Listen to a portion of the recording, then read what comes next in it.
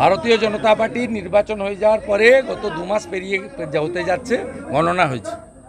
আবার সবাইকে, আমাদের লোকজন তো রাজনীতি করে খায় না, তাদের তো রুটি রুজি করতে হয়, তারা ভোটের সময় বেশি সময় দেয়। ভারতীয় জনতা পার্টির লোকরা ওই শৌচালয় থেকে, আবাস যোজনা থেকে টাকা মারে না, হকারদের কাছ থেকে তোলা তোলে না, টোটোর কাছ থেকে তোলা তোলে না। তাদের তো পেট আছে, তাদের তো স্ত্রী পুত্র পরিবার আছে, বাবা মা আছে। সেই জন্য সেই উদ্দেশ্যে বলা হয়েছে। মমতা বন্দ্যোপাধ্যায় নীতি আয়োগের বৈঠক পেরিয়ে ওটা প্ল্যান্টেড।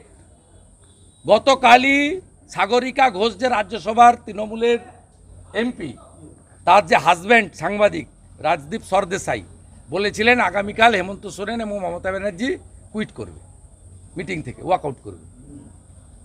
কালকে বলে দিয়েছে, তো প্ল্যান্টেড তো। এবং গতকাল লিক হয়ে গেছে, রাজদীপ সরদেশাই গতকাল লিক করে দিয়েছে, ফলো মাই এক্স হ্যান্ডেল। বলছে কেন্দ্রীয় সরকার বিভিন্ন ক্ষেত্রে তাদেরকে বঞ্চনা করছে, 100 দিনের কাজের টাকা দিচ্ছে না, আবাস যোজনার বাড়ি দিচ্ছে না। তার উত্তরও সকালবেলা দিয়ে দিয়েছি।